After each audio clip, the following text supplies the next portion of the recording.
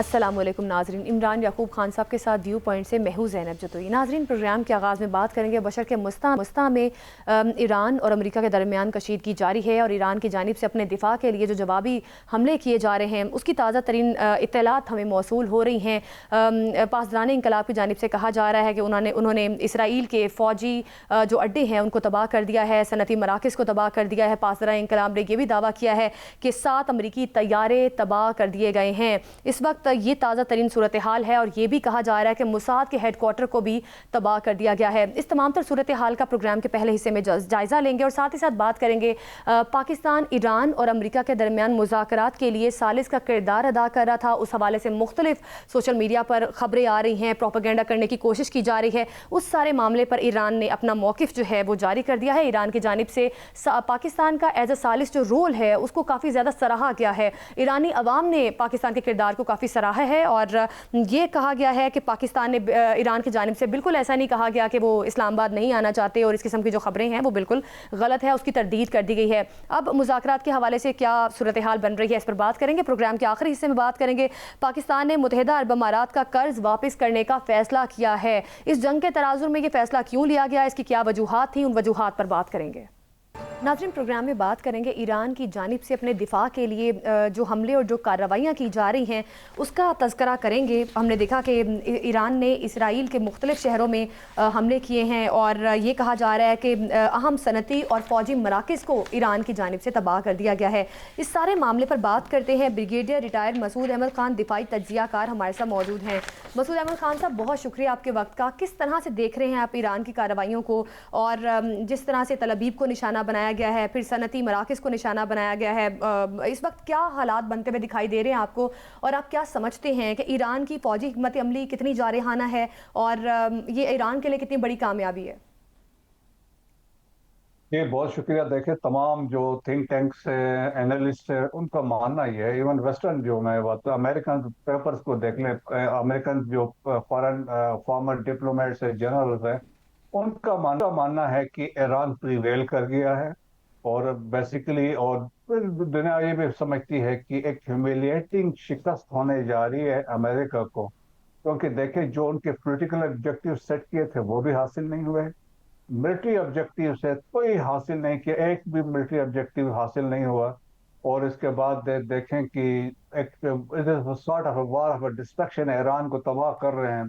तो ये initially war was on missiles की बात हो रही थी और न्यूक्लियर कैपेबिलिटीज की बात हो रही थी, उनका सरेंडर की बात हो रही थी। और तो इसके बाद अब जो जंग हो रही है, it is war on Iran, जो स्पेसिफिक से निकल के ओवरऑल ईरान में। और अब देखा हमने सिविल इंफ्रास्ट्रक्चर है, जो एक ब्रिज, जो करज का ब्रिज था, एक फार्मास्यूटिकल इंडस्ट्रीज वो हिट किया। और इसके बाद हमने मिनाब का स्कूल वाला तो शुरू के दिन के वाकयात थे और इस तरह के बहुत सारे वाकयात हैं। सो ईरान की तरफ से जो रिस्पॉन्स गया है, देखें जिस तरीके से तवातर के मिसाइल अटैक्स हैं, ड्रोन अटैक्स हैं, उसमें कमी नहीं आई, डिस्पाइट द क्लेम्स से जो अमेरिका ने किए थे कि हमने उनके 90% खत्म कर दिए हैं। बट स्टिल आज से 3 दिन पहले जो मिसाइल्स का अटैक हुआ ईरान की जानिब से ऑन इसराइल, वो one of the largest attack था। तो इसका मतलब था एवरीथिंग इज इंटैक्ट, उनके मिसाइल्स भी इंटैक्ट है, उनके ब्रिगेडियर साहब लॉन्चर्स भी इंटैक्ट है। ब्रिगेडियर साहब ये फरमाइएगा कि ईरानी मीडिया ने जो ये दावा किया है कि उनकी एक रिपोर्ट के मुताबिक कि एक दिन में 7 अमरीकी तैयारे और जो हेलीकॉप्टर्स हैं उनको या तबाह किया गया या नुकसान पहुंचा है, जिसमें A-15 और A-10 जेट और कुवैत में चिनोक हेलीकॉप्टर भी शामिल हैं। ये जो खबरें आ रही हैं, आप क्या समझते हैं कि ईरान जो है उसको वो गैबी मदद मिल रही है? क्योंकि कुछ मीडिया रिपोर्ट्स ये भी हैं, खासतौर पे अमेरिकी मीडिया इसका बड़ा शोर मचा रहा है कि चीन और रूस ईरान की बड़ी खुफिया मदद कर रहे हैं। जी हाँ, बिल्कुल ऐसा ही है। देखिए, एक तो पहले बात यह है कि आपको अगर याद हो, प्रेसिडेंट ट्रम्प ने कई दफा कहा कि उन हमने एयर डिफेंस सिस्टम को सॉफ्ट कर दिया, न्यूट्रलाइज कर दिया, वीकन कर दिया, we have air सुपरियॉरिटी, air supremacy. लेकिन ये जो वाकयात हुए हैं, जो आप देखिए F-15E का which was shot down south west में, वो बहुत बड़ा एक सेटबैक है। इसके अलावा जो A-10 जहाज है, मोस्ट इम्पोर्टेंट जहाज है, अनदर एडवांस है, डीप स्ट्राइक्स के लिए यूज किया जाता है, वो है। اور اس کے علاوہ جو ہیلی کاپٹر کا تھا، یہ تو کنفرم ہے، جو امریکنس مانتے ہیں کہ جو ان کے وہاں پہ نقصان ہوا ہے. تو اس کا مطلب یہ ہے کہ جو ایران کا جو ایئر ڈیفنس سسٹم اسٹل اچھا سروائیو کر رہا ہے. بقول امریکہ انہوں نے پہلے ہفتے میں کہہ دیا تھا ہم نے ملیہ میٹ کیا ہے. سو اس کا مطلب پھر دوسری بات جو آپ نے بات کی ہے، اب یہ ویسٹرن کنٹری یا امریکہ یہ الزام لگا رہے ہیں کہ جو چائنا کا بیڈو سسٹم ہے وہ ان کو پن پوائنٹ کر کے لوکیشن دے رہا ہے، اس کے بعد ان کے اسٹرائکس میزائلز اور یا ڈرونز جا کے کر رہے ہیں. تو you can not rule out possibility, کیونکہ دیکھیں چائنا کی ایک کمٹمنٹ ہے ایران کے ساتھ، اسٹریٹجک پرائز ہے ان کی، $400 بلین کی انویسٹمنٹ ہونے والی ہے، اور پھر وہ چاہتے ہیں کہ آپ کو پتا ہے رشیا بھی مدد کر رہا ہے. سو وہ پاسبلٹی رول آؤٹ نہیں کر سکتے اچھا ہیں. بریگیڈیئر صاحب، لیکن یہ ہے کہ بریگیڈیئر صاحب یہ فرمائیے گا کہ موساد جو ہے اسرائیلی خفیہ ایجنسی، وہ بڑی چیمپئن بنتی تھی اور دنیا میں دہشت گردی کے واقعات آپ کو پتہ ہی ہے کہ کیا کیا چیزیں وہ دنیا میں کرتے رہے ہیں، تو اس کا ہیڈ کوارٹر بھی جو ہے وہ بھی تباہ ہونے کی خبریں ہیں. تو آپ کیا سمجھتے ہیں کہ ویسے ہی اب اسرائیل کو اپنی یہ شکست تسلیم نہیں کر لینی چاہیے؟ بالکل، دیکھیں میرے خیال میں ابھی تو ایک جتنا امریکہ دیکھیں ایک سپر پاور جو اپنا آپ کو سمجھتا تھا، they are looking for an opportunity کہ سیف ایگزٹ کہیں سے کر جائیں، کچھ اپنا ریسپیکٹ کو سالویج کر لیں. تو اسرائیل پھر آپ نے دیکھا کہ لاک بلینک آؤٹ ہے، وہاں سے خبریں سچ باہر نہیں آ رہی ہیں، بٹ اسٹل جو ویڈیوز آ رہی ہیں جہاں سے لوگ بنا کے بھیج رہے ہیں اس میں ہیوی ڈسٹرکشن ہم دیکھ سکتے ہیں، جہاں جہاں میزائل ہے. اوپر سے دیکھیں ریسنٹ پاس میں ایران نے کلسٹر بمز کا استعمال کیا ہے، اور کلسٹر بم کا مطلب ہے ایریا ٹارگٹ پہ جا کے ہٹ کرتے ہیں. جب وہ آ کے ایک جگہ پہ پھٹتے ہیں ہوا میں تو اس کے بعد سے there are hundreds of bombs اس میں سے فردر نکلتے ہیں، وہ جا کے ہٹ کرتے ہیں، اس سے زیادہ نقصان اور اس کا امپیکٹ ہوتا ہے. تو دیٹ از دی کریڈیبلٹی. پھر یہاں پہ تک بھی لوگوں کا ماننا ہے کہ کچھ ایسے میزائل سسٹم ہے جو ابھی تک انہوں نے ریزرو میں رکھے ہیں کہ کسی وقت ضرورت پڑے گی تو ان کو لا کے وہ ان کو انٹروڈیوس کروا سکتے ہیں. سر تو جس طرح ایران سے نے دیکھیں پچھلے بالکل ٹھیک سر، اب ابھی ہم ذکر کر رہے تھے کہ جس طرح سے ایران نے امریکہ کے جنگی جہازوں کو نشانہ بنایا، 7 کے قریب جنگی جہاز تباہ کر دیے، F-35 طیاروں کو بڑی کامیابی سے نشانہ بنایا جس کو جھٹلایا نہیں جا سکتا. اب تو اس کی ویڈیوز بھی منظر عام پر آ گئی ہیں. تو کیا لگتا ہے آپ کو کتنی بڑی کامیابی ہے؟ کیونکہ اب تو پینٹاگون کی رپورٹس بھی یہ بتا رہی ہیں کہ 365 کے قریب امریکی فوجی ابھی زخمی ہیں. تو یہ جو تمام تر صورتحال ہے امریکہ کے اندر یا اسرائیل کے اندر، اس کو آپ کتنی بڑی ایران کے لیے کامیابی سمجھ رہے ہیں؟ اور امریکی فوجوں کی ہلاکتیں بھی سامنے آئی، پھر زخمی بھی ہو رہے ہیں، پھر ان کے طیارے بھی تباہ ہو رہے ہیں. تو کیا لگتا ہے آپ کو کہ امریکہ کی فوجی حکمت عملی آپ کو ناکام ہوتی ہوئی دکھائی دے رہی ہے؟ دیٹس وائی آج بلکہ میں دیکھ رہا تھا کہ بلکہ اوپینین چھپا نیو یارک ٹائمز میں، اس میں یہی لکھا ہے کوئی اسٹریٹجی نہیں ہے، کوئی نیئر سائڈ میں کوئی پلان نظر نہیں آ رہا ہے، اور کوئی اینڈ گیم نظر نہیں آ رہی ہے. اور پھر انہوں نے یہ بھی ماننا ہے کہ انہوں نے کہا کہ ہم نے جو ہمارے کور ایشوز تھے کوئی بھی آبجیکٹو حاصل نہیں کیا. اور تو اس سے آپ دیکھ لیں کہ امریکہ کے اندر بڑا پریشر بلڈ ہو رہا ہے. ٹرمپ کے اوپر آپ دیکھیں 35% ان کی اپروول ریٹنگ گر گئی ہے، 60% لوگ اس جنگ کے خلاف ہیں. ایون اب اس کے ریپبلکن تھی اس سے خوش نہیں ہے. پھر آرمی کے اندر آپ دیکھیں پچھلے 2 دن میں 12 کے قریب general officer including chief of army staff ان کو سیک کر دیا گیا ہے. اس لیے کیونکہ دیکھ کر آپ کو یاد ہے شروع میں جب یہ جنگ کی تیاریاں تھی اس وقت چیئرمین جوائنٹ چیف کی بھی بات آ رہی تھی جنرل ڈین کین کے، کہ انہوں نے بھی ان کو ایڈوائز کیا تھا نہ کریں. اور ابھی بھی دیکھیں ان کو کیوں ریموو کیا جو باقی لوگ ہیں، کیونکہ یہ گراؤنڈ انویژن کے خلاف ہے، وہ کہتے ہیں آپ یہ نہ کریں. سو لائکلی چانسز فیوچر میں یہ ہے کہ یہ اگر یہ سچویشن کوئی حال دریا میں نہیں نکلتا ہے جس طرح انہوں نے بلڈ اپ آلریڈی کی ہے، میرینز بھی پہنچے ہوئے ہیں، 82nd ایئر بورڈ ڈویژن کا ایک بریگیڈ پہنچا ہوا، 50,000 پہلے سے خطے میں موجود ہے. تو ہو سکتا ہے limited they will go for ground operation کے لیے، چاہے وہ خرک آئی لینڈ پہ جاتے ہیں یا پرشین گلف کے اندر جو ڈسپیوٹڈ آئی لینڈز ہے، ابو موسیٰ ہے، گریٹر. لیکن بریگیڈیئر صاحب یہاں سوال یہ ہے کہ اگر وہ اس پہ آتے ہیں تو آپ نہیں سمجھتے کہ ایران جو ہے، ایران نے تو کہہ دیا ہے کہ جو زمینی فوجی آئیں گے تو ان میں سے کوئی بھی زندہ واپس نہیں جائے گا؟ جی اس میں تو کوئی شک نہیں ہے، it will be massive casualties ہوں گی. اور اس کا جو رسک ہے وہ آپ دیکھیں کہ خالی آپ ایک یہ ایک پاس میں ترکی میں یہ ہوا تھا اسٹیٹ آف باسفورس میں، ایک جو لنک کرتا ہے ایجین سی کو ود بلیک سی کے درمیان میں ایک اسٹریٹ گزرتی ہے، وہ ترکی کے پاس تھی، اس کے لیے جنگ ہوئی تھی، تو اس جنگ میں کوئی 1,30,000 لوگ اس اسٹریٹ کے لیے 1,30,000 لوگ مارے گئے تھے، جس میں 86,000 ترکی کے لوگ تھے، کوئی 40,000 کے قریب یہ برٹش اور فرینچ ٹروپس تھے۔ تو اتنا مشکل ہوتا ہے آپ جا کے کسی کو جب اپنے ڈیفنس میں بیٹھے ہوں، اور خاص طور پر جب ایران کی بات کرتے ہیں تو ایران کی جغرافی اتنی زبردست ہے، پہاڑوں کا ایک سلسلہ بھی ہے، آگے ڈیزرٹ بھی ہے، جو دفاع میں لوگ بیٹھے ہوتے ہیں ان کو پتہ ہوتا ہے میرا ایریا ہے تو اس کو انہیں پتہ ہے کس طرح ڈیفینڈ کرنا ہے۔ So that is the point ہے۔ تو دیر فور دیکھیں کہ یہ لاسٹ ریزارٹ میں لمیٹڈ یہ کوشش ہو سکتا ہے کریں،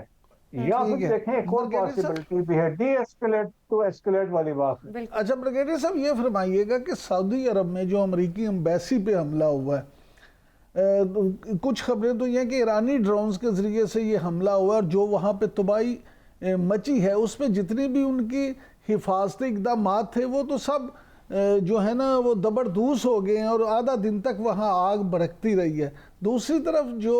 ایران ہے وہ یہ الزام عائد کر رہا ہے کہ یہ حملہ ایران کی طرف سے نہیں کیا گیا بلکہ اسرائیل یہ حملہ کیا ہے، اور یہ بھی خبریں ہیں اب سب اس وقت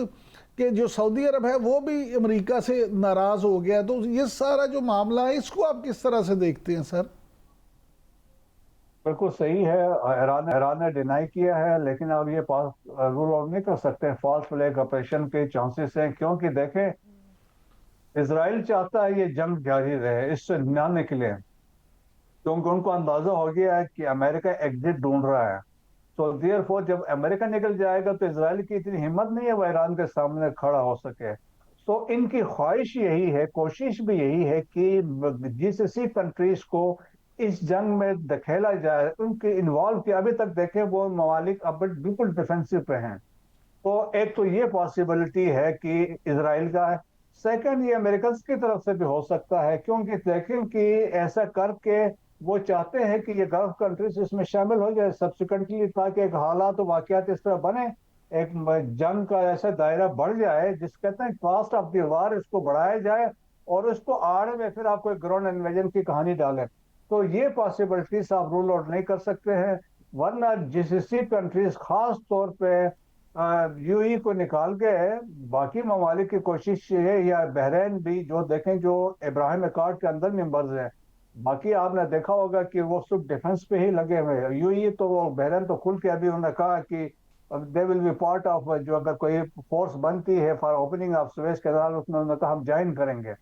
لیکن باقی یہ ممالک نہیں چاہتے ہیں کہ ایسا کوئی اس کو فردر اس کو بالکل سر، ایکسپینڈ جواہی کیا تو جائے۔ یہی بتا رہے کہ فالس فلیگ پاسبلٹی ہوگی اس لیکن حملے سر کی۔ اس پہ یہ سوال یہ پیدا ہوتا ہے، آپ نے جو UAE کا ذکر کیا، تو یہ UAE جو ہے وہ تو کھل کے اب اسرائیل کے ساتھ کھڑا ہے، تو آپ کیا سمجھتے ہیں کہ اسرائیل اور جو انڈیا کا نیکسس ہے، کیا UAE ان کے چنگل میں پھنس چکا ہے یا کیا معاملہ ہے؟ دیکھیں گے بالکل بات یہ ہے، نیشنل انٹرسٹ کی گیم ہے، یہاں پہ سارا کچھ ہے،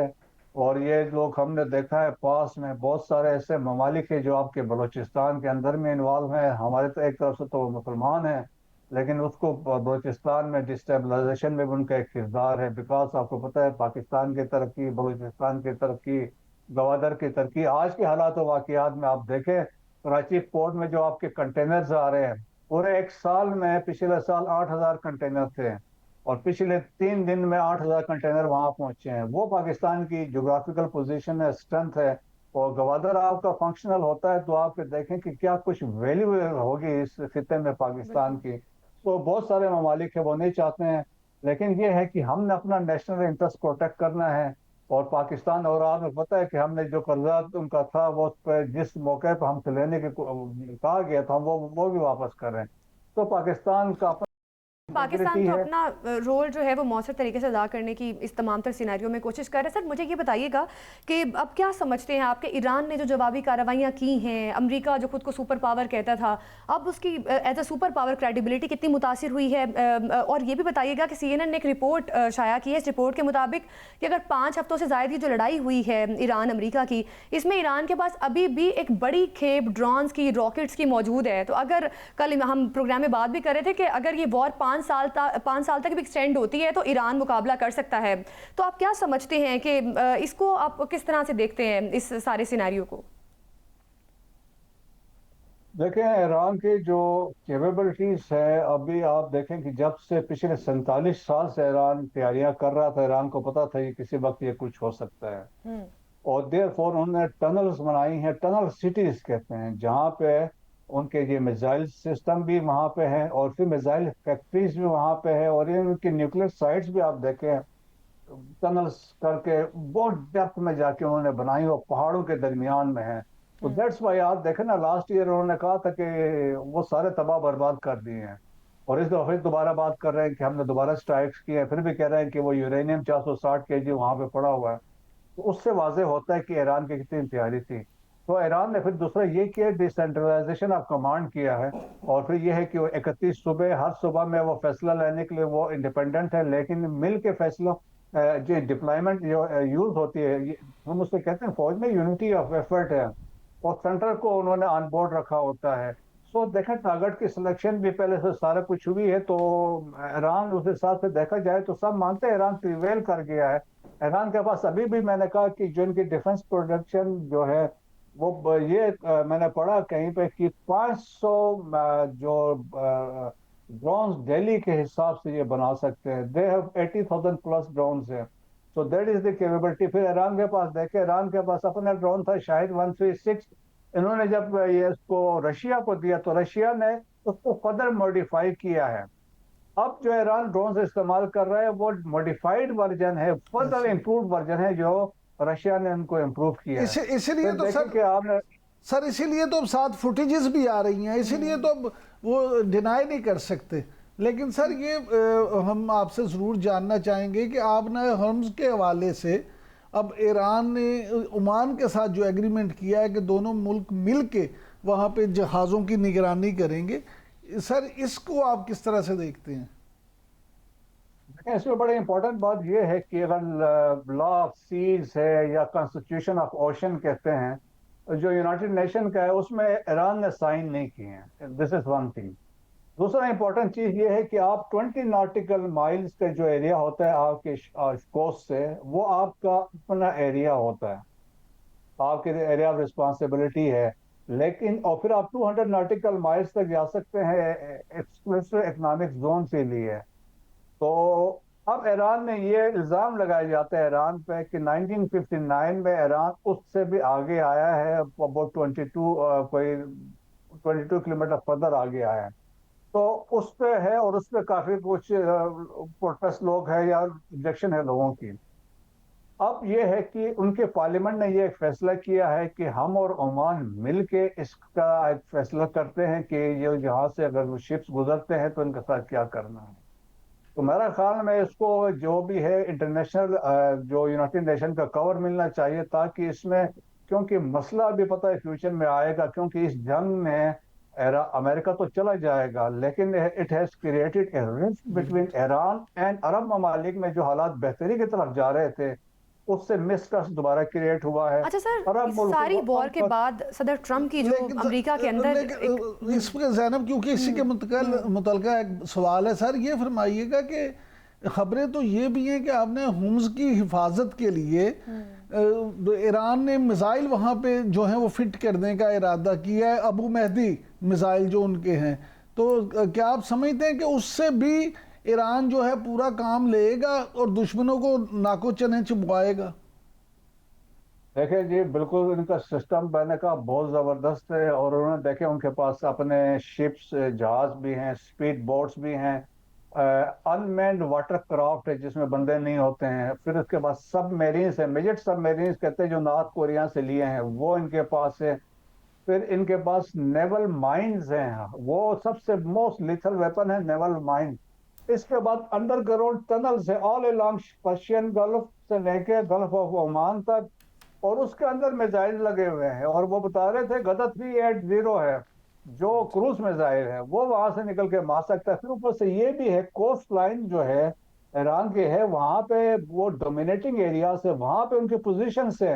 تو کسی جہاز کو وہاں سے گزرنے کی ہمت ہی نہیں ہوگی، کیونکہ اتنی نیرو ہے 32 کلومیٹر کے اس رینج کے اندر، وہ کسی کو وہاں سے گزرنے نہیں دیں گے۔ سو میرے خیال میں یہ جب تک سیٹل چیز نہیں ہوتی ہے، دیکھیں جب تک اسٹریٹ آف ہرمز کا فیصلہ نہیں ہوتا، اب دیکھیں نا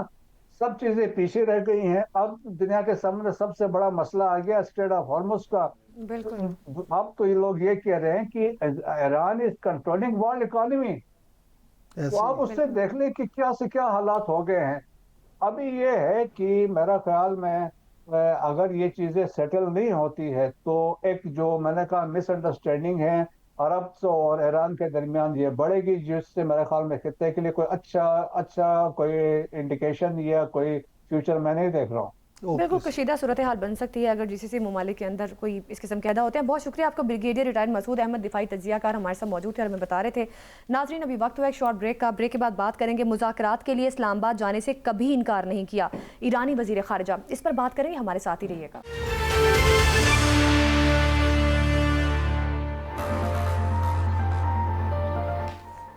ویلکم بیک ناظرین، ایران کی اسلام آباد میں جانے کے حوالے سے مختلف خبریں زیر گردش تھیں اور اس پر ایک اہم خبر سامنے آئی ہے۔ ایرانی وزیر خارجہ عباس اراغچی نے کہا ہے کہ ایران نے مذاکرات کے لیے اسلام آباد جانے سے کبھی انکار نہیں کیا، انہوں نے پاکستان کی ثالثی کو سراہا ہے۔ تو اب اس سارے معاملے پر بات کرتے ہیں، ہمارے ساتھ موجود ہیں سردار مسعود خان، سابق صدر آزاد کشمیر، سابق سفیر برائے امریکہ۔ سردار مسعود خان صاحب بہت شکریہ آپ کے وقت کا۔ کس طرح سے دیکھ رہے ہیں، ایرانی وزیر خارجہ نے بھی اب باقاعدہ طور پر اپنی اسٹیٹمنٹ جاری کر دی ہے، ان کی جانب سے بھی پاکستان کی ثالثی کو سراہا گیا ہے اور اسلام آباد نہ جانے کے حوالے سے جو خبریں آ رہی تھیں ان کی تردید کی گئی ہے ان کی جانب سے، تو کس طرح سے دیکھ رہے ہیں اب؟ آپ کو کیا لگ رہا ہے کہ مذاکراتی جو وینیو ہے وہ تبدیل ہوگا اور کیا صورتحال بنتی ہوئی دکھائی دے رہی ہے آپ کو؟ صورتحال تیزی سے تبدیل ہو رہی ہے، لیکن میں سمجھتا ہوں کہ ایران کے وزیر خارجہ عباس اراغچی صاحب کا یہ بیان بہت اہم ہے، اور ایک مرتبہ انہوں نے پاکستان کے اوپر اعتماد کیا ہے، جو پاکستان کی زیر قیادت سفارتی عمل جاری ہے اس کے اوپر اپنے اعتماد کا اظہار کیا ہے، اور پاکستان نے جو بیڑا اٹھایا تھا وہ بنیادی طور پر تہران اور واشنگٹن کے کہنے کے اوپر یا ان کی منشا سے اٹھایا تھا، تو یہ اس کی تصدیق ہو گئی ہے۔ دوسرے انہوں نے پاکستان زندہ باد بھی کہا ہے، جس کے لیے ہم ان کے ممنون ہیں، کیونکہ ایران کے اور پاکستان کے عوام الناس کے بہت گہرے روابط ہیں، تاریخی روابط ہیں، ثقافتی، سیاسی اور اس کے بعد اسٹریٹجک تعلقات بھی رہے ہیں ماضی میں۔ تو میں سمجھتا ہوں کہ ان کا انہوں نے اعادہ کیا ہے، اور یہ اس پروپیگنڈے کو زائل کرتا ہے جو یہ کہہ رہے تھے کہ کسی طریقے سے یہ سفارتی عمل رک گیا ہے یا اس کے اوپر ایران کو اعتماد نہیں ہے، کیونکہ واشنگٹن نے بارہا کہا ہے کہ وہ اس چینل کو استعمال کرنا چاہتے ہیں، اور یہ چینل اب تک جو ہے مؤثر ترین چینل ہے۔ یعنی آپ یہ دیکھیے کہ پاکستان نے نہ صرف 3 اور علاقائی ممالک، اہم ترین علاقائی ممالک کو یہاں بلایا اور ان کے ساتھ مل کر ایک علاقائی کنسنسس پیدا کیا، بلکہ انہوں نے چین کو بھی اس پورے کے پورے عمل میں حصہ دار بنایا ہے، اور چین اور پاکستان نے جو 5 نکاتی فارمولہ دیا ہے وہ ایک روڈ میپ دیتا ہے، ایک آپ کو نقشہ دیتا ہے کہ کس طریقے سے اس جنگ کو روکا جا سکتا ہے، اور پورے کے پورے اس جو بحران ہے اس کو آپ لے جا سکتے ہیں، یعنی ڈائلاگ کی طرف، مکالمے کے لیے، مذاکرات کے لیے، نتیجہ خیز مذاکرات کے لیے۔ تو ابھی یہ دیکھیں کہ اس وقت جو پیشکش ہے سفارتکاری کی یا ثالثی کی، وہ روس نے بھی کی ہے، یورپین یونین نے بھی کی ہے، اور دوسرے ممالک جو ہیں انہوں نے بھی کی ہے، لیکن پاکستان نے جنگ شروع ہونے کے فوراً بعد اپنا کردار ادا کرنا شروع کر دیا تھا، اور تمام کیپٹلز کے ساتھ جو اہم ترین کیپٹلز تھے وہ گلف میں ہوں یا اس کے بعد دوسرے ممالک جو ہے ان سے رابطہ کیا، اور اس طریقے سے پاکستان ایک لیڈ بن گیا۔ سردار صاحب، یہ اس پورے حوالے سے جو اس ساری کوششوں کو پاکستان کی ایک تاریخی کامیابی قرار دیا جا رہا ہے، اور جو ایک ٹویٹ اکاؤنٹ پہ، جو ایک ایکس اکاؤنٹ پہ ویڈیو بھی شیئر کی گئی ہے جس میں عوام ایران اور پاکستان کے جھنڈے لہرا رہے ہیں، اور پاکستان کو تشکر پاکستان کے نعرے، اور اس طرح سے آپ کیونکہ ماشاءاللہ سے خود ایک انتہائی سینئر ڈپلومیٹ ہیں، دنیا میں اس طرح کے بہت سارے معاملات کہ آپ عینی شاہد بھی رہے ہیں، اس عمل کا بھی حصہ رہے ہیں، تو آپ پاکستان کی اس کامیابی کو کتنا تاریخی سمجھتے ہیں اور پاکستان کے اس رول کو کس طرح سے دیکھتے ہیں؟ میں نے بارہا کہا ہے اور میں پھر دہراؤں گا کہ سن 1971 کے بعد پاکستان اس وقت سفارتی جو دہلیز ہے، ڈپلومیٹک تھریش ہولڈ ہے، اس میں بہت اعلیٰ ترین سطح پہ فائز ہے، اور اس قسم کا اعتماد ماضی میں ہمیں نظر نہیں آیا. یعنی مطلب یہ کہ چین، روس، امریکہ، یورپین یونین اور خلیجی ریاستیں اور اس کے بعد تہران اور واشنگٹن، یہ سارے کے سارے پاکستان کے اوپر اعتماد کر رہے ہیں. اور اس کی ایک شہادت تو یہ جو ہے جو ان کے بیانات ہیں. دوسرا یہ ہے کہ جو ہندوستان نے جس شد و مد سے پاکستان کی مخالفت شروع کر دی ہے، اس سے بھی ثابت ہوتا ہے کہ پاکستان ایک اعلیٰ ترین مقام پہ سفارتی سرکردگی کا مظاہرہ کر رہا ہے، کارکردگی کا مظاہرہ کر رہا ہے. تو میں سمجھتا ہوں کہ یہ بہت ہی اہم اور بہت قیمتی لمحہ ہے. پاکستان نے ایک نیا ڈپلومیٹک کوریڈور، ایک سفارتی راہداری قائم کی ہے بین الاقوامی برادری کی، جبکہ بین الاقوامی برادری بٹی ہوئی تھی، اور پاکستان نے بالکل سر، پاکستان کے لیے یہ بہت بڑی کامیابی ہے اور مثبت پیش رفت بھی ہے، آپ نے بالکل درست فرمایا. سر اب آپ کو کیا لگتا ہے ایران کی جانب سے جو کہا گیا ہے کہ امریکہ نے جو مطالبات رکھے وہ بالکل غیر منصفانہ ہے، اور جو کنڈیشنز امریکہ رکھ رہا ہے ظاہر ہے وہ ایران ان کنڈیشنز کو نہیں مان سکتا. اب ایران نے امریکہ کے لیے 48 گھنٹے کی جنگ بندی کے حوالے سے کہا تھا، اس کو بھی ایران کی جانب سے کہا گیا کہ سیز فائر ہوگا تو مستقل طور پر ہوگا. تو کیا لگتا ہے آپ کو اس پر، آپ کی کیا رائے ہے؟ ایران کی جانب سے کیا ان کنڈیشنز پر عمل ہو سکتا ہے جو امریکہ نے پیش کی ہیں؟ امریکہ کی شرائط کچھ اس قسم کی ہے کہ وہ ایران کو کوئی اس کے بارے میں کاؤنٹر پروپوزل دینے کے لیے کوئی گنجائش نہیں رکھ رہے. ہم یہ سمجھتے تھے، یعنی بیک چینل والے یہ سمجھتے ہوں گے، جو ڈپلومیٹک بیک چینل والے وہ سمجھتے ہوں گے کہ عام طور پہ مذاکرات جو ہے آپ اپنی انتہائی پوزیشن سے شروع کرتے ہیں اور کہیں درمیانی راستہ ڈھونڈتے ہیں، درمیانی گراؤنڈ ڈھونڈتے ہیں، کامن گراؤنڈ ڈھونڈتے ہیں. لیکن امریکہ یہ کہہ رہا ہے کہ یہ شرائطیں مان جاؤ اور اس طریقے سے اسی میں تمہاری بچت ہے، اسی میں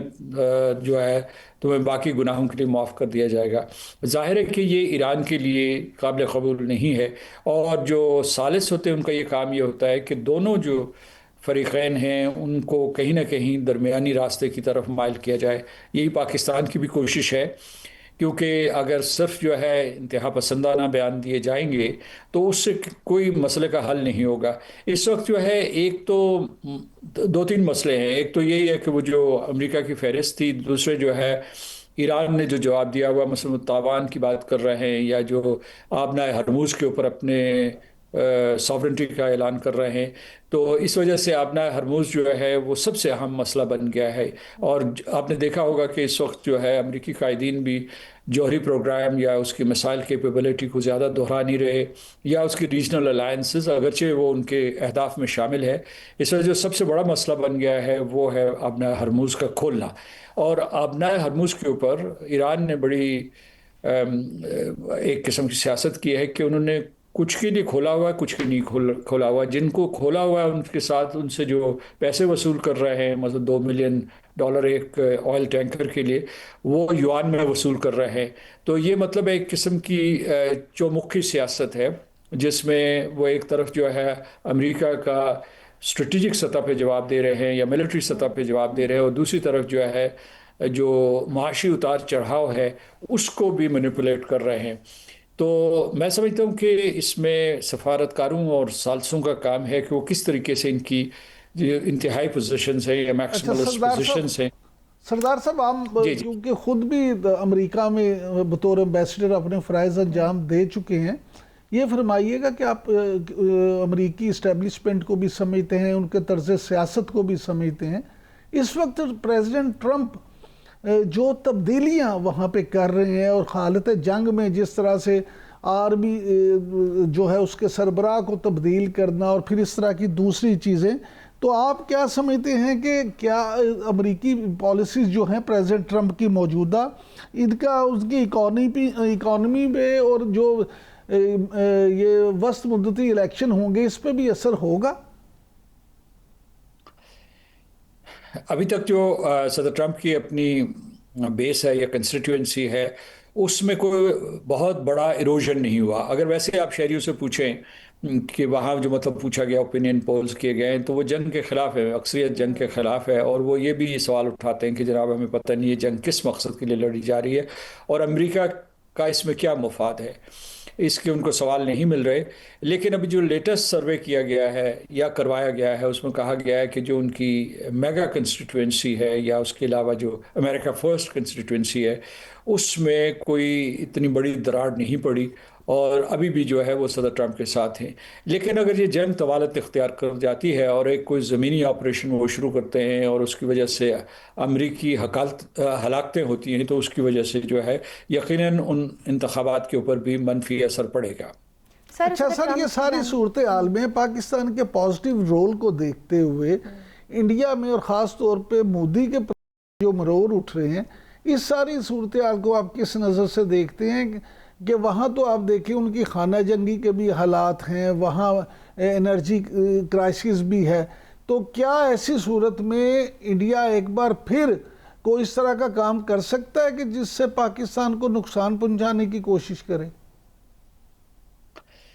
ایک تو میں تمام ٹیلی ویژن نیٹ ورکس کو یہ مشورہ دیتا ہوں کہ اس کو درخور اطلاع نہ سمجھیں, ہندوستان کو نظر انداز کریں, بلکہ جو ہے اس کی طرف سے شور اور واویلا ہو رہا ہے اس سے ثابت ہو رہا ہے کہ پاکستان کسی مثبت راہ پہ چل رہا ہے اور اس کی دنیا میں عزت ہو رہی ہے, کیونکہ وہ کم ظرف سیاستدان ہیں اور اس کے علاوہ جو ان کی بھارتیہ جنتا پارٹی ہے وہ انتہا پسند ہے, وہ پاکستان کی ہمیشہ مخالفت کرتی رہی ہے اور وہ راشٹریہ سوئم سیوک مل کر نہ صرف جو ہے پاکستان مخالفت کرتے ہیں, پاکستان کی مخالفت کرتے ہیں, بلکہ جو ہے وہاں اپنے ہی ملک کے اندر مسلمانوں کا انہوں نے عرصہ حیات تنگ کیا ہوا ہے اور آئے دن وہ ان کا قتل عام کرتے رہتے ہیں اور اس میں کوئی کسی قسم کی کچھ جواب دہی نہیں ہے. لیکن دوسری بات یہ ہے کہ جو آپ نے جس طرف اشارہ کیا ہے کہ پاکستان اس وقت جو ہے جب یہ ثالثی کا کردار ادا کر رہا ہے تو یہ ایک ٹو فرنٹ سچویشن پہلے سے فیس کر رہا ہے. ایک طرف جو ہے ہماری مشرقی سرحد ہے اور وہ محفوظ نہیں ہے کہ ابھی پچھلے دنوں راجناتھ سنگھ جو ان کے وزیر دفاع ہیں انہوں نے بیان دیا ہے کہ انہوں نے جو آپریشن سندور تھا اسے ابھی تک جو ہے مکمل نہیں کیا, صرف پاز کیا ہوا ہے, دوبارہ حملہ کر سکتے ہیں. اس کی طرف اس کے جواب میں ہماری طرف سے بھی بیانات گئے ہیں اور وہ خطرہ موجود ہے کیونکہ ان کو جو شکست ہوئی تھی گزشتہ برس مارکہ حق کے دوران وہ اس کا بدلہ لینا چاہتے ہیں اور اس کے لیے وہ کسی قسم کا فالس فلیگ آپریشن کر کے تو اس کے لیے جواز ڈھونڈیں گے. سردار صاحب ہمارے ساتھ ہی رہے گا, اس معاملے پر مزید بھی بات کریں گے. ابھی وقت ہوا ایک بریک کا, بریک کے بعد بات کریں گے. پاکستان اسی ماہ امارات کے 2 اور یورو بانڈ کے 1.3 ارب ڈالر واپس کرے گا, اس پر بات کریں گے. Stay with us. Welcome back. صرف یو اے ای کا جو رول ہے سر, اس کو آپ کس طرح سے دیکھتے ہیں کہ ایک طرف تو وہ اسرائیل اور انڈیا کے ساتھ کھڑا ہے, دوسری طرف پاکستان سے پیسے بھی واپس مانگنا اور پاکستان جو ہے اب ان کو جو پیسے سارے واپس دے رہا ہے, تو یہ سارے معاملات اس کو آپ کس نظر سے دیکھتے ہیں سر؟ خلیجی صورتحال بہت پیچیدہ ہے کیونکہ کچھ عرصہ پہلے یو اے ای اور سعودی عرب نے مل کے کچھ برس پہلے جو ہے وہ قطر کے خلاف کارروائی کی تھی اور قطر تنہا رہ گیا تھا. اب جو ہے جو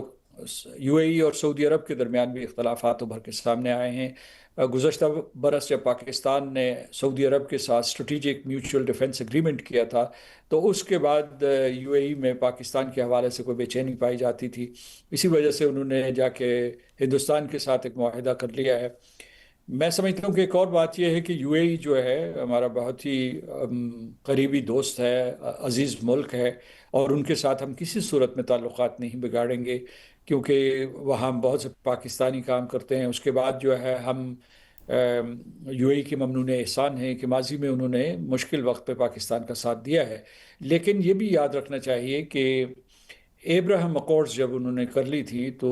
ابراہیم اکارڈز بہت سی خلیجی ریاستوں نے کی ہے اسرائیل کے ساتھ, لیکن جو اس کا لیڈر بنا یعنی خلیجی ریاستوں میں اور عرب ورلڈ میں وہ یو اے ای بنا. تو اس وجہ سے یعنی اس کی ایک قسم کی مجبوری بھی ہے کہ وہ اسرائیل کے مقاصد کو آگے بڑھانے کی کوشش کر رہا ہے. ابھی آپ کو پتہ ہوگا کہ انہوں نے ایک ایسی قرارداد بھی موو کی تھی, انہوں نے بحرین سے موو کروائی تھی یو اے ای نے, سلامتی کونسل میں، جس کے تحت جو ہے وہ آبنہ ہرموز میں فورس استعمال کرنا چاہتے تھے. تو میرا خیال ہے کہ اس میں چین کے اعتراضات تھے، روس کے اعتراضات تھے، تو اس وجہ سے جو ہے اسے جو ہے بالکل ٹھیک. پیئر بیک کیا گیا ہے، اسے جو ہے ٹون ڈاؤن کیا گیا ہے. تو ڈیفینسو پرپسز کے لیے تو آپ جو ہے مینڈیٹ لے سکتے ہیں، بٹ ناٹ فار آفینسو پرپسز. تو میں سمجھتا ہوں کہ ہمیں کوشش کرنی چاہیے کہ ہندوستان کی یہ منشا ہوگی کہ یو اے ای اور پاکستان کے درمیان تعلقات ہمیشہ کے لیے کشیدہ ہو جائے. میری صلاح یہ ہوگی کہ جو کچھ بھی اس وقت ڈیولپمنٹس ہوئی ہیں یو اے ای کے حوالے سے، ہمیں کوشش کرنی چاہیے کہ یو اے ای اور پاکستان ایک مرتبہ پھر جو ہے ایک دوسرے کے گہرے دوست بن جائیں. ٹھیک ہے، بالکل آپ کی بات کافی حد تک درست ہے. بہت شکریہ آپ کا سردار مسعود خان صاحب، سابق صدر آزاد کشمیر، سابق سفیر برائے امریکہ ہمارے ساتھ موجود ہے. اس معاملے پر ہمیں بتا رہے تھے. عمران صاحب، آپ کیا سمجھتے ہیں، کیا معاملات بنے کہ ہمیں یہ قرض واپس کرنا پڑ رہا ہے، اور کس طرح سے دیکھ رہے ہیں آپ یہ جو تبدیلی ہونے جا رہی ہے؟ زینب دیکھیں، پاکستان اس وقت ایک ایسے معاشی موڑ پہ کھڑا ہے کہ جس میں آپ یہ سمجھ لیں کہ ایک طرف داخلی مسائل ہیں اور دوسری طرف بیرونی دباؤ بھی ہے. اور پھر یہ دیکھیں جنگ کی صورتحال ہے. جنگ نے جہاں امریکہ کو اور ایران کو تو متاثر کیا ہے کیونکہ وہ براہ راست حالت جنگ میں ہے، لیکن ہم جو ان کے ساتھ ایسے ممالک ہیں جو اس رگڑے میں آ گئے اور جو ان سے زیادہ متاثر ہو رہے ہیں. اکانومی ہماری پہلے جو تھی وہ بہت زیادہ مضبوط نہیں تھی، ہم تو مانگے تانگے سے گزارے کر رہے تھے. اب ایسی صورتحال میں جب یو اے ای جیسے کہ ابھی سردار صاحب بھی بتا رہے تھے، جب وہ اسرائیل کے ساتھ کھڑا ہے تو اسرائیل تو اسے کہے گا نا کہ آپ ایران کے ساتھ کھڑے ہیں تو ان کو خمیازہ بھگتنے بالکل اسی قیمت پاکستان کو ادا کرنا تو پاکستان یہ قیمت ادا کر رہا ہے. لیکن میرے نزدیک یہ بڑا سوال نہیں ہے، یہ اتنا اہم سوال نہیں ہے کہ پاکستان کو ان مسائل کا سامنا ہے. میرے نزدیک اس سے بھی بڑا سوال یہ ہے کہ حکومت اب اس مسائل سے نکلے گی کیسے. بالکل اس کی بنیادی وجہ یہ ہے کہ آپ یہ دیکھیں کہ یہ خبریں بھی آ رہی ہیں، خاص طور پہ ہمارے دوست شباز رانا جو ہیں انہوں نے بھی یہ خبر دی ہے کہ آئی ایم ایف جو ہے اس کی طرف سے بڑا دباؤ ہے اور پاکستان اس بات پہ راضی ہو گیا کہ آپ کرنسی جو ہے اپنی وہ ڈی ویلیو کریں، کیونکہ آئی ایم ایف تو پچھلے 8 ماہ سے یہ کوشش کر رہا تھا کہ آپ کریں. اب دیکھیں اگر کرنسی بھی ڈی ویلیو ہو گئی، دوسری طرف پیٹرول کی قیمتیں ویسے بڑھ رہی ہیں، ان میں اضافہ ہو رہا ہے، تو پھر آپ جو وزیر اعظم نے آج 80 روپے کا ریلیف دیا بھی ہے تو وہ کہاں جائے گا؟ آپ کی کرنسی ڈی ویلیو ہوگی تو پیٹرول تو آپ کو پھر دوبارہ سے مہنگا کرنا پڑے گا. تو یہ سارے جو مسائل ہیں، اصل اس وقت حکومت پاکستان جو ہے اس کے لیے مشکل یہ ہے کہ وہ ان چیزوں سے نپٹے کیسے. عمران صاحب، اس طرح پیٹرول کی ابھی آپ بات کر رہے ہیں، پہلے پیٹرول کی قیمتیں بڑھائی گئیں پھر کم کر دی گئیں، تو یہ کیا یہ جو ریلیف دیا گیا ہے یہ لانگ ٹرم میں ہوگا یا پھر یہ صرف وقتی طور پہ دیا گیا ہے؟ اور کیا آپ سمجھتے ہیں کہ عوامی پریشر کی وجہ سے وزیر اعظم شہباز شریف نے یہ 80 روپے کی کمی کی ہے پیٹرول میں؟ دیکھیں زینب، بات سیدھی سی ہے کہ اس میں تو کوئی شک نہیں کہ 137 روپے کا اضافہ بہت خوشگوار اضافہ تھا اور عوام کی بیچارے کی چیخیں نکل گئی تھیں. اب وزیر اعظم نے یہ سوچا کہ ایک سیاسی حکومت کوئی بھی ہو اس کے لیے بڑے مسائل ہوتے ہیں. اب دیکھیں عمران خان صاحب نے اپنی حکومت میں ایک پاپولر فیصلہ کیا تھا اور انہوں نے قیمتیں نہیں بڑھائی تھی، تو جس کا پھر نتیجہ کیا نکلا؟ نتیجہ یہ نکلا کہ آئی ایم ایف کو ہم آج تک بھگت رہے ہیں. اب اسی طرح سے دیکھیں کہ یہ جو ہے قیمتیں کم کرنے میں، اس میں جو ہمارے واقفان حال ہیں ان کا یہ کہنا ہے کہ میاں نواز شریف نے بھی بڑا کردار اہم کیا، اور انہوں نے بھی وزیر اعظم میاں شہباز شریف صاحب سے کہا کہ کچھ بھی ہے آپ کم از کم لیوی کو کم کریں، جس طرح سے بھی کریں. اب لیکن اب آپ نے لیوی کم کی ہے تو آپ آئی ایم ایف کو کس طرح سے ریونیو اکٹھا کر کے دیں گے؟ تو یہ مسائل جو ہیں یہ اسی طرح سے صورتحال میں کوئی بھی دنیا کا اینالسٹ جو ہے، تجزیہ کار، وہ یہ پریڈکٹ نہیں کر سکتا. ٹھیک ہے عمران صاحب، ظاہر ہے ہمارے پاس وسائل اتنے نہیں ہے کہ ہم مستقل طور پر سبسڈی دے سکیں، اور ٹھیک ہے حکومت کی جانب سے کوشش کی جا رہی ہے کہ عوام کو ریلیف دیا جائے، لیکن ابھی بھی عوام بہت پریشان ہے کیونکہ ظاہر ہے پیٹرول مہنگا ہوا، پھر اب یہ بھی کہا جا رہا ہے کہ بجلی کے بلوں میں بھی اضافہ آنے والے ٹائم میں دیکھا جائے گا. آئی ایم ایف کی جو سخت شرائط ہیں، آئی ایم ایف کی جانب سے یہ بھی کہا گیا کہ بجلی اور توانائی میں اصلاحات کی جائیں، تو اب پھر اس کا مطلب ہے کہ آنے والے کچھ ٹائم میں بجلی کے بلوں میں بھی اضافہ ہوگا. ظاہر دیکھیں ایک چیز کو سمجھ لیں، جب پیٹرول مہنگا ہوتا ہے تو دنیا کی ہر چیز مہنگی ہوتی ہے. اسی لیے ہمارے ہاں پیٹرول کی قیمتوں کے ساتھ سیاست ہمیشہ جڑی ہوتی ہے. आप ये देखें पेट्रोल महंगा होगा, किराए बढ़ेंगे, जब किराए बढ़ेंगे तो अजनास महंगी होंगी, दुनिया की हर चीज़ महंगी होगी, आपको सब्ज़ी महंगी मिलेगी, आपको दालें महंगी मिलेंगी। हत्ता कि अब डीजल इतना महंगा है, गंदम की कटाई का मौसम है, अब जब गंदम डीजल किसान जो है वो महंगा लेके गंदम काटेगा तो वो जब बेचेगा तो उसका असर आखिर में किस पे आएगा। अब ये तो नहीं है कि किसान ने हर साल जो है अपनी गंदम नुकसान पे ही बेचनी है, तो हर चीज पे इसका असर आएगा और फिर भुगतेगी बेचारी आवाम। जब जाहिर है, बिल्कुल ठीक है। अच्छा इमरान साहब, आप भी समझते हैं कि जाहिर है अब आवाम को भुगतना ही पड़ेगा, सब्सिडी ख़त्म की जा रही है, IMF की शर्त है कि सब्सिडी ना दी जाए मज़ीद आगे जाके। अब ये बताएं कि हुकूमत कोशिश कर रही है, हुकूमत की जानिब से कुछ इस्लाहात भी की जा रही हैं, मार्केट्स को बंद करने के हवाले से भी इस पर भी गौर किया जा रहा है, तो आप समझते हैं कि ये एक बिल्कुल मौसर हल है, अगर मार्केट्स को थोड़ा जल्दी बंद कर दिया जाए तो इससे भी कोई फ़ायदा हो सकता है? ज़ैनब, बात सीधी सी है कि हुकूमत अकेले कुछ नहीं कर सकती, दुनिया में किसी भी मुल्क में हुकूमत अकेले कुछ नहीं कर सकती जब तक अवाम उसके साथ ना हो। अवाम देखिए, मुझे आप ये बताएं कि पूरा हम वैसे तो बड़ी तकलीद करते हैं वेस्टर्न ममालिक की, तो आप जितने तरक्की याफ्ता मुल्क हैं वो देख लें, आपके साथ चीन है उसमें देख लें, आप यूरोप देख लें, अमेरिका देख लें, वहाँ मार्केटें कितने बजे खुलती हैं और कितने बजे बंद होती हैं। हमारे यहाँ क्या ऐसी प्रॉब्लम है कि हम चाहते हैं रात 12-12 बजे तक दुकानें खुली रहें। भाई अगर ये कहते हैं जी कि यहाँ तो दिन में गाहक ही नहीं आता, भाई जब गाहक को पता होगा कि दुकान 7 बजे बंद हो जानी है तो गाहक क्यों नहीं आएगा? 2-4-10 दिन लगेंगे, खुद ही सब यूज टू हो जाएंगे